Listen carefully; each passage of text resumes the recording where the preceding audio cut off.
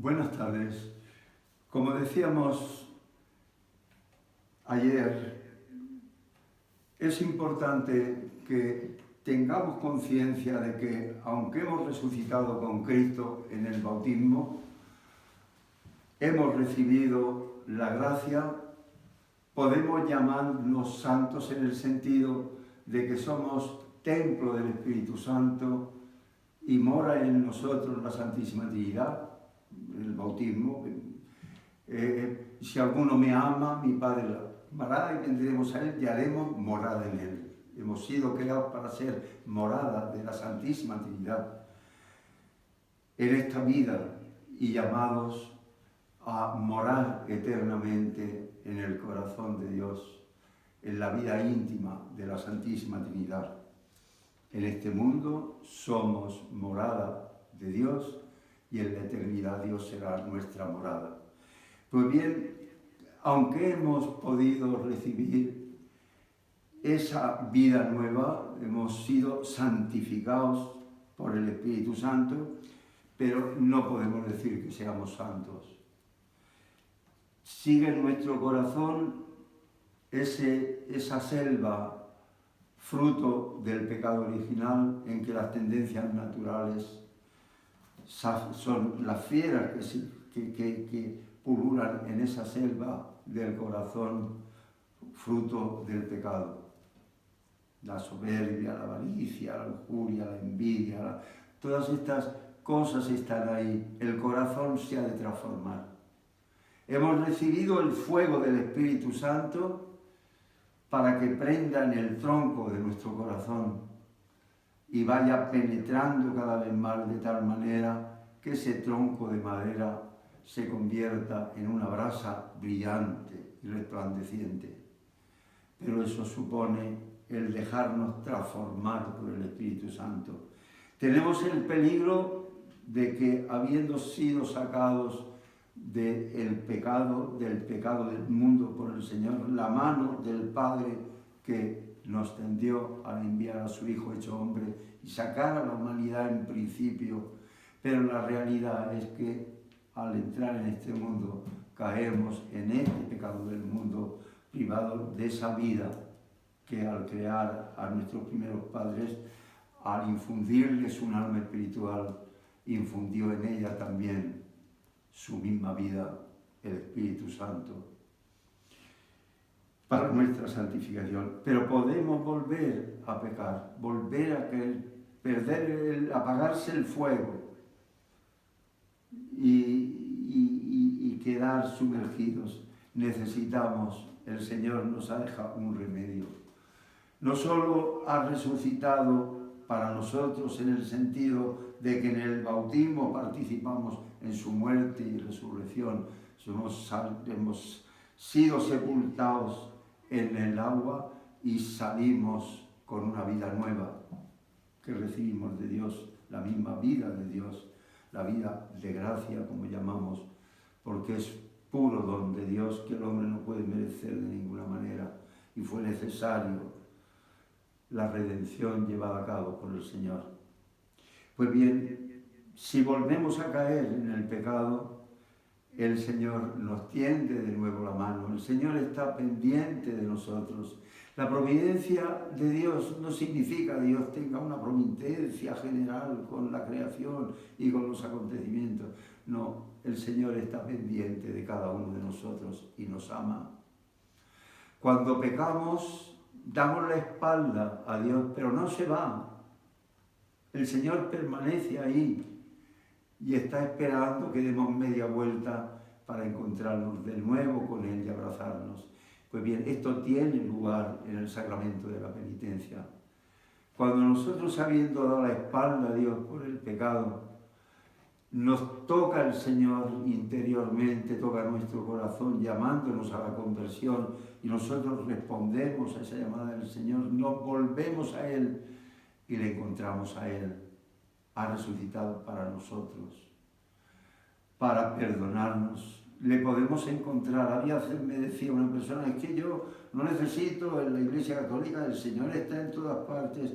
Sí, pero yo donde le encuentro es ahí en los sacramentos. ha resucitado para mí y permanece en la iglesia, permanece en la Eucaristía, se hace presente en el bautismo, se hace presente en el sacramento de la reconciliación, los sacramentos de penitencia, se hace presente cuando se celebra el sacramento de la confirmación. Es decir, Cristo resucitado lo encontramos, sabemos dónde está.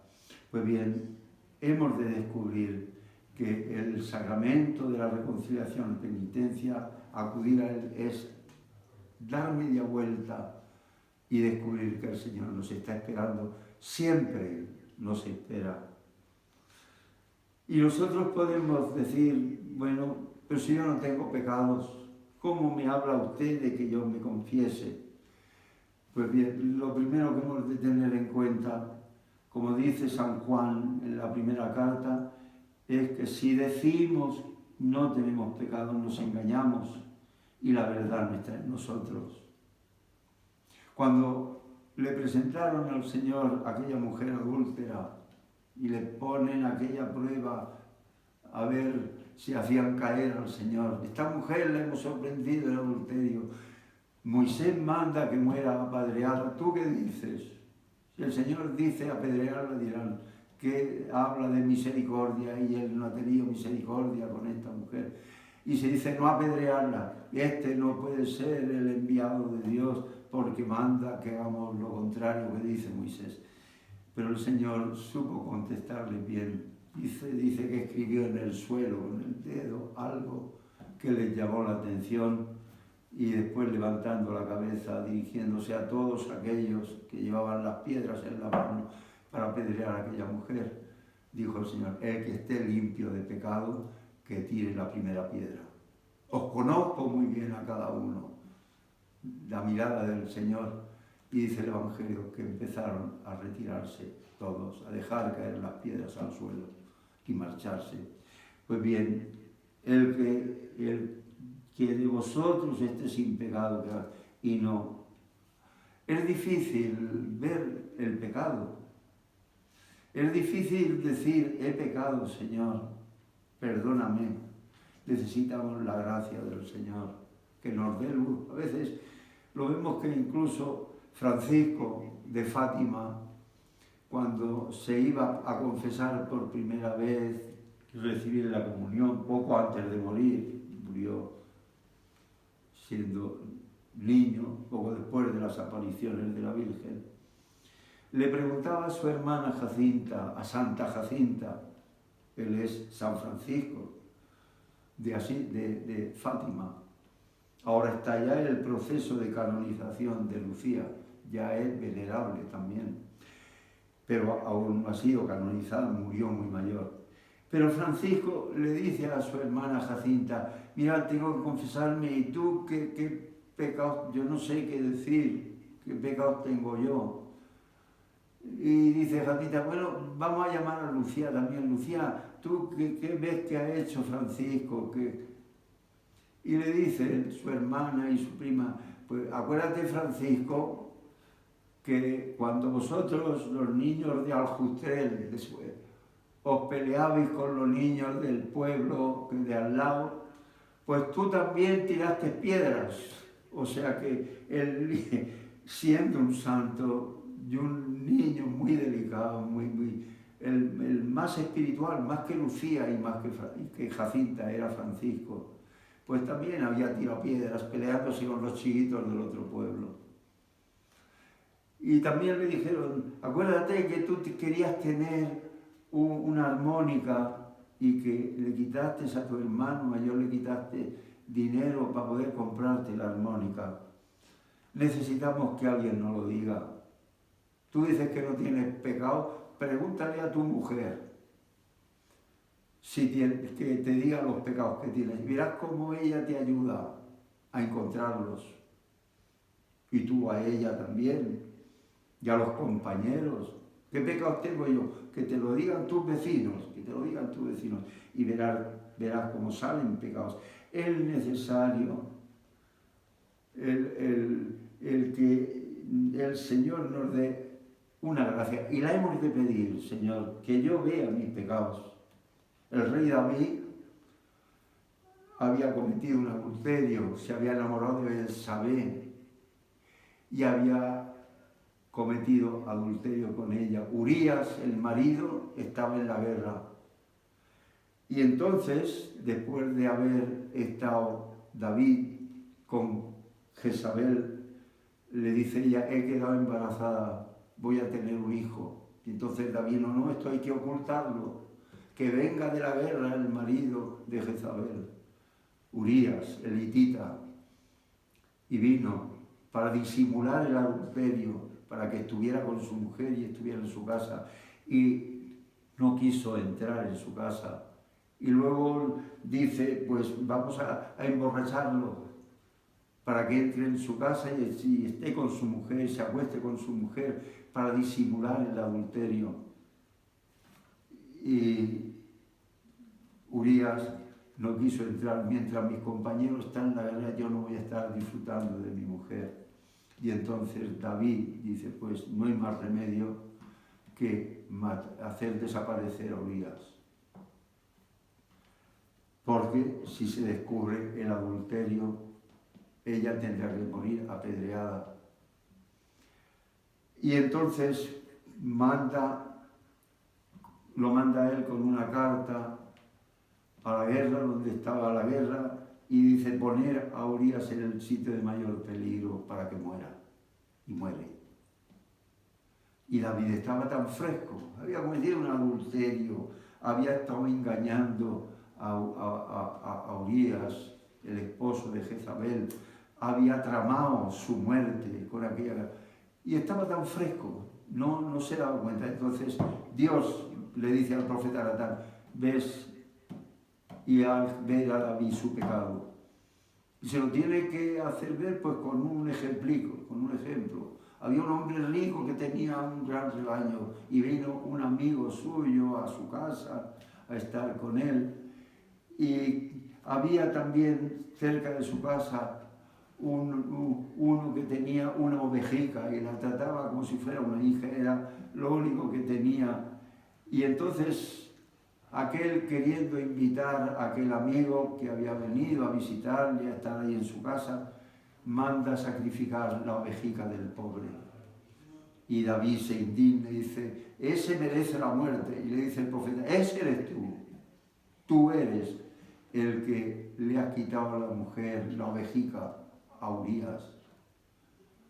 Y entonces David cae en la cuenta, he pecado, Señor. Y enseguida que dice David, he pecado, pues Dios te perdona. Si lo que está deseando Dios es perdonarte, pero has de reconocer que he pecado. Y por eso hemos de pedirle luz al Señor. Es necesario que nos dé luz. Porque a veces decimos, sí, pecado, pero tú dices que eso es pecado, pero cada uno tiene su conciencia y para mí eso no es pecado. Oye, mira, la conciencia moral es la norma próxima. La conciencia moral es cuando una persona conoce los mandamientos, lo que Dios nos dice en los mandamientos, y uno ve que ha faltado. Yo sé que el cometer un adulterio es pecado, yo sé que quedarme con lo ajeno es pecado, yo sé que difamar a una persona es pecado, yo sé que robar es pecado. Tengo conciencia moral, sé que faltar a misa a un cristiano es pecado. Ahora, el darnos cuenta, en caer en la cuenta del pecado, solo el que tiene conciencia moral. Pero la conciencia moral, la conciencia no es la que establece la norma. Tenemos conciencia para juzgar una acción. Mi conciencia no es para decir qué norma es pecado. Para mí no es pecado faltar a misa. Para mí la masturbación no es pecado. Para mí, oye, no se trata de lo que sea para ti. Si tú tienes conciencia moral, lo otro será tu conveniencia, porque no quieres que sea pecado, porque te gusta aquello, porque no quieres arrepentirte de aquello. No. Una cosa es la conciencia psicológica mi opinión, y otra cosa es la conciencia moral, que me dice, he pecado. Si yo he faltado un domingo a misa porque he estado atendiendo a un enfermo, la conciencia me dice, no me dice que faltar a misa no es pecado, sino el domingo pasado que falté a misa, la conciencia me dice que no es pecado. No porque no sea pecado faltar a misa, sino porque la conciencia me dice que estaba dispensado teniendo que asistir a un enfermo. La conciencia es para juzgar actos, no para establecer normas morales.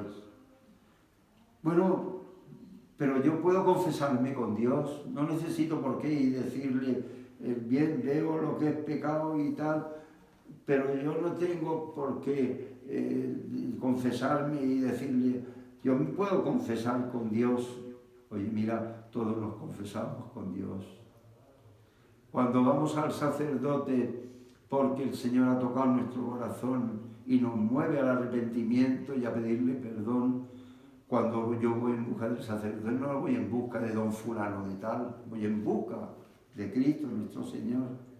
Y el sacerdote es el que obra en el sacramento de la confesión en la persona de Cristo. Cristo se hace presente para perdonar el pecado en el sacerdote. Por eso el sacerdote dice, yo te asuelvo de tus pecados, pero yo no el don fulano de tal, sino Cristo que está en mí para perdonar el pecado. Sí, pero es que yo no creo en los curas, de alguno vez. Oye, mira, yo tampoco creo que todos sean santos y sé que hay muchos escándalos, ya lo creo, por parte de sacerdotes, y lo han habido y habrán siempre.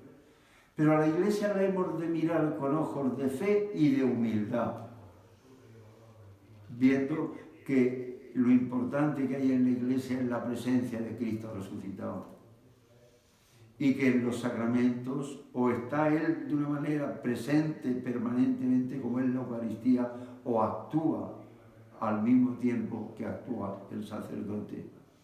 Y por tanto es mirar con ojos de fe y con humildad también. El Papa, cuando Juan Pablo II fue a Francia la primera vez, él quiso que los jóvenes le presentaran algunas preguntas y en su encuentro con los jóvenes comentarles. Y una de las preguntas que le hacían al Papa, nosotros quisiéramos ver una iglesia más ejemplar, porque vemos a veces escándalos en los sacerdotes y en las personas religiosas, y sabemos. Y dijo el Papa a los jóvenes, Juan Pablo II, dice, mirad, si la iglesia estuviera constituida solo de personas ejemplares, posiblemente ni vosotros ni yo podríamos ser admitidos en la iglesia. Pensar en vosotros mismos, ¿sois ejemplares vosotros? Yo soy pecador también. Si solo estuviera constituida de personas cristianas, ni vosotros ni yo posiblemente habríamos sido admitidos en la iglesia. Bueno, pero te confiesas y luego vuelves a caer en lo mismo. Bien, darnos cuenta que sí, que hemos de hacer propósito. Pero yo al hacer el propósito pienso que puedo volver a pecar. Y por tanto, aunque yo piense que voy a volver a pecar, no quiere decir que yo no haga propósito. El propósito no está en el entendimiento de pensar que soy débil y puedo volver en aquella circunstancia y tener aquella tentación y que voy a volver a... No, eso lo pienso, pero mi voluntad, el propósito está en la voluntad. Yo no quisiera volver a pecar y voy a hacer lo que esté de mi parte. Los actos del penitente son la materia. La contrición, el arrepentimiento del pecado, el acusarnos de nuestros pecados con toda humildad y con todo espíritu de fe, y el cumplir la penitencia. Que a veces las penitencias no nos pondrán cosas raras en la penitencia, como le pasó a aquella anciana, aquella mujer que estaba esperando a confesarse y vino una joven, estaba el sacerdote del confesonario, y se presenta aquella chica y se va a confesar antes que aquella anciana que estaba allí. Mire, padre, yo soy artista de ese circo que ha venido al pueblo, pero yo hace mucho tiempo que no me confesaba. Yo antes me confesaba todas las semanas, pero la vida que llevo ahora no es que lleve mala vida, y en el circo no hago ninguna cosa que no sea decente en mi presentación y tal, y yo hago cosas que llaman la atención. Mire, padre, ahora cuando usted me dé la solución, le voy a hacer un gesto, una de las cosas que yo suelo hacer. Y dice, bueno, pues muy bien y tal, y le da la solución. Y entonces aquella chica, que era artista del circo, va delante del confesonario, se pone en un banco y da un salto de espaldas y cae de pie en el otro banco. Da un salto de espaldas y cae de pie en el otro banco. Y el sacerdote se da cuenta que aquella mujer que estaba para confesarse va para la puerta y se asoma al sacerdote. Señora, ¿a dónde va? ¿A dónde? Señora, dice, no, a usted a mí no me pone esa penitencia que le ha puesto esa chica. Pues estábamos arreglados. A mí no me pone usted esa penitencia. Pues claro, ¿cómo te va a poner esa penitencia al cura? La penitencia será una cosa sencilla. No es que paguemos por el pecado, no. Es un modo de participar con algún sufrimiento, alguna oración o una práctica de caridad. Y aunque yo prevea que puedo volver a pecar, el Señor me perdona. Es misericordioso porque tengo el deseo sincero. O sea que no. El darnos cuenta, como dice la exhortación apostólica aposinodal de Juan Pablo II, Dominum Edificante sobre la confesión, dice, sin una verdadera conversión que implica una contrición interior, sin un propósito sincero y firme de enmienda, los pecados quedarían retenidos. ¿Te quedarías con tus pecados? No, voy a confesarme y digo cualquier cosa. Pues mire, digo cualquier cosa. Como le decía a una mujer, una amiga, chica, ¿cuánto tiempo hace que tú te has... Es que yo hace mucho tiempo que me... Chica, pero uy, yo pensar qué pecados... Dice, mira tú, dile al sacerdote, eso, mire, usted sonsáqueme, pregúnteme y ayúdeme a confesar, porque yo hace ya mucho tiempo y va a confesar, padre, sonsáqueme, pregúnteme, y tal. Y cuando vuelve de la confesión, le dice a la amiga, oye, ¿qué tal te ha ido? ¿Ya has visto con qué? Sí, pero mira, no me lo has sacado el cura. Hombre, ¿tenías conciencia de pecado y no lo dices? ¿Has hecho un teatro? El cura te puede ayudar a ver si es pecado o es, pero te quedas con el pecado sabiendo que lo tienes. Como recuerdo yo, el padre Rodríguez, un famoso misionero, cuando yo era pequeño, que me llamó la atención, un ejemplo que ponía, que dice que fue una chica a confesarse y estaba confesándose y había uno allí que estaba mirando y veía que de la boca, esto decía el misionero en plan sencillo y como anécdota, y decía que cada vez que hablaba le salía un sapico pequeño de la boca. Pues salía un sapico. Y al final un sapo grande asomaba la cabeza, pero se volvía a meter para adentro. Asomaba la cabeza y el cura le preguntaba, y otra vez, y al final ya no asomó la cabeza. Y el sacerdote le da la solución, y mientras daba la solución, todos aquellos sapicos que había dicho volvían a meterse, y detrás iba una culebra persiguiendo a los sapicos que se metió también. Esa culebra era el sacrilegio que había cometido. Si voy a callarme los pecados, es una ceguera. Si mi salvación está en decir los pecados, como yo Es que es quitarnos nuestra libertad, porque tenemos que estar obligados.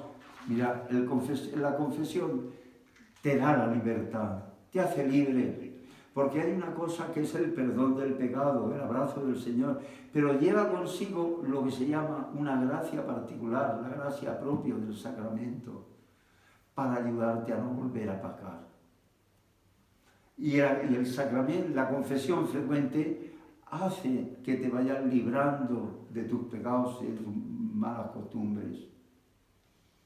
Hombre, sí, el sacerdote, hay cosas íntimas en la vida matrimonial, y eso también lo he de decir al cura, y eso también, oye, mira, el sacerdote se dejará matar, pero si aquello que tú has hecho, aunque sea en la intimidad del matrimonio, es pecado, es pecado. Y si tú no te acusas de él y lo callas, cometes un sacrilegio. Y ningún pecado se te ha perdonado. No se trata de decir algo. Es una ceguera. Aquello que te sirve para curarte resulta un veneno. ¡Qué ceguera! Me he confesado y no he recibido el perdón de los pecados, sino que he bebido un veneno. ¿Quién? Y luego voy a comulgar, habiendo callado el pecado. El darnos cuenta.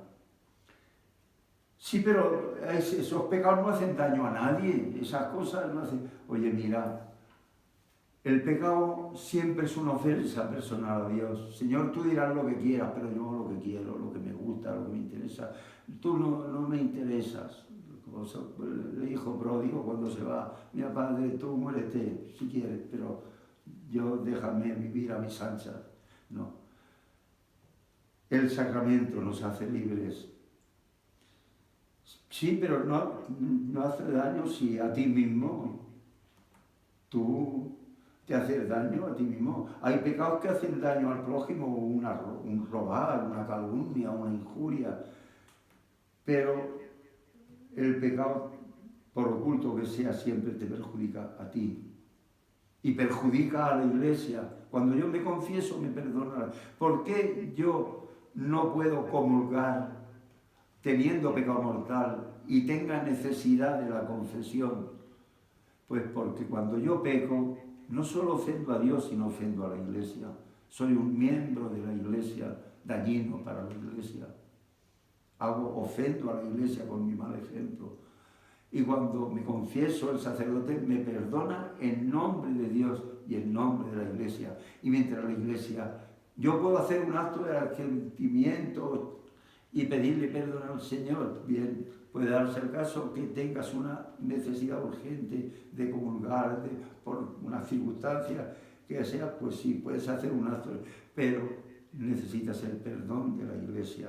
Por eso es de confesar. No puedes participar en el banquete de la Eucaristía sin haberte confesado. ¿Y por qué hay que decir los pecados? Porque los pecados es un juicio. El sacerdote, el Señor, cuando le da el poder de perdonar los pecados a los apóstoles el día de Pascua, se presenta allí en el cenáculo: recibid el Espíritu Santo. A quienes perdonéis los pecados les quedan perdonados. Y a quienes se los retengáis les quedan... Bueno, pues he de conocer los pecados para decirte: oye, mira, este pecado, si no te arrepientes, si no reparas, no te puedo perdonar. Y como es un juicio, he de conocer la causa. Y además el sacerdote no solo actúa como juez para absolverte, siempre te perdonará, siempre que tú estés arrepentido. Y ahora he de confesar, porque también es sanación la confesión. Yo tengo aquel defecto, aquel pecado, y he de decirlo, porque el sacerdote actúa como médico y te dice: mira, haz esto o haz lo otro para librarte de eso. Pero ahora ya no es necesario confesar, ir a misa, el acto penitencial de la misa es bastante. El compendio del Catecismo de la Iglesia dice: para recibir la Sagrada Comunión se debe estar plenamente incorporado a la Iglesia Católica y hallarse en gracia de Dios, es decir, sin conciencia de pecado mortal. Quien es consciente de haber cometido un pecado grave debe recibir el sacramento de los reconcilios antes de acercarse a comulgar.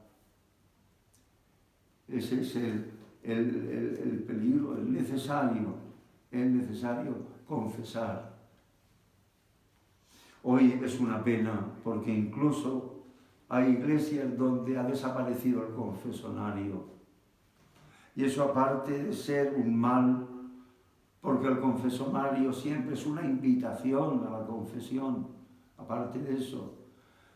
Pero es un mal porque hay también un peligro, como pasó con aquella religiosa que fue a confesarse. Y en la iglesia no había confesonario, que debe de estar, es una llamada a la penitencia. Y entonces fue a confesarse, padre, aquí confesar, mire, en el último banco. Iba la monja aquella con el sacerdote a confesar, sentados porque no había confesonario. Eso es un disparate. Es en algunos casos donde ha desaparecido el confesonario incluso. Y entonces él darnos cuenta que el sacerdote le dice, bueno, pues en el último banco. Y aquella, como va a confesarse y está allí fuera del confesonario y ve que hay gente por la iglesia, dice, ay padre, aquí a mí me da apuro el confesarme, ¿por qué no me confiesa usted en la sacristía? Aquí en el banco. Bueno, pues vamos a la sacristía. Mire padre, me acuso, ay padre, por favor, la puerta de la sacristía, ahí hay una rendija muy grande y he visto que había gente cerca de la sacristía. Posiblemente pueden, ¿por qué no me confiesa en el coro? Estaremos más alejados de toda la gente que hay aquí en la iglesia, en la nave de la iglesia. Bueno, pues vamos a subir al coro. Ay padre, cuando está en el coro me doy cuenta que hay mucho eco y hay gente por ahí abajo y ese eco, eso se puede oír. Padre, confiesen en el campanario, allí seguro que no oye nadie. Todo por culpa de no haber confesonario en la iglesia. Es el peligro. Y viene el cura y con aquella monja sube al campanario para confesarla. Ay padre, aquí creo que no hay nadie. Y lo que quiero decir, que a mí me daba mucho apuro, es que el otro día la Madre Superiora me dijo, tú lo que eres tonta, tú eres tonta. Y yo me atreví a contestarle a la Madre y le dije, anda que tú. Y dice el cura, pues anda que yo he sido el más tonto que tú y que la Superiora. Todo por culpa de no haber confesonario en la parroquia. Anda que yo. Pues bien, el darnos cuenta que a veces decimos, yo sí me confesaba, pero ¿para qué quiero confesar solo pecados veniales? Yo vivo en gracia, no quiero caer en la rutina, no quiero confesarme todas las semanas como tenía costumbre. Todo lo más debe ser cada 15 días, aunque solo sean pecados veniales. La confesión, no, yo por miedo a la rutina me confieso de tarde en tarde cuando sienta necesidad. Oye, la peor rutina es estar comulgando, abandonando la confesión. Esa es la peor rutina, estar comulgando, habiendo abandonado el sacramento de la penitencia. Es importante la confesión frecuente. El compendio del Catecismo de la Iglesia dice, la Iglesia recomienda vivamente la confesión de los pecados veniales, aunque no sea estrictamente necesaria, ya que ayuda a formar una recta conciencia. Claro, voy tratando de corregirme, me confieso con frecuencia, esta semana, padre, he faltado 3 veces, o esta semana, y yo entonces voy formando una conciencia recta con la confesión frecuente. Luchar contra las malas inclinaciones. Si yo estoy recibiendo continuamente la gracia sacramental, terminaré por dejar aquel pecado, la costumbre de aquel pecado. Y a luchar contra las malas inclinaciones, a dejarse curar por Cristo. El Señor, cada sacramento me va haciendo una cura para que termine de no caer en aquellos pecados y a progresar en la vida espiritual. Yo no llegaré a la intimidad con el Señor, Yo sin la confesión frecuente, semanal, no es rutina. Lo que es rutina es estar comulgando, abandonando la confesión. Eso sí que es rutina. El abandono de la confesión impide el llevar una verdadera vida espiritual. Dice Benedicto XVI en un discurso a la penitenciaría: si aun estando uno animado por el deseo de seguir a Jesús, no se confiesa con regularidad, corre el peligro de ir reduciendo poco a poco su ritmo espiritual hasta debilitarlo cada vez más, cuando incluso extinguirlo. Se pierde la vida espiritual, ya no hay vida espiritual cuando no nos confesamos con frecuencia. Y a veces personas, es que tiene que ser semanalmente, yo no digo que sea semanalmente, pero que no sea más de 15 días, si quieres tener una verdadera vida espiritual. Prepararos para acercaros al sacramento de la confesión, salir del engaño en que vive nuestra sociedad, desvalorando el sacramento de la penitencia, como os he dicho al principio. Cuando ofendemos al Señor y le damos la espalda, no se va a otro lado, no se aleja y nos dice, allá tú, no, se queda a la espalda. Y en cuanto damos media vuelta, en el momento que sea que sentimos tocados por el Señor, lo único que nos encontramos no es con un juez, sino con Jesús que nos abraza y nos perdona. Muchas gracias.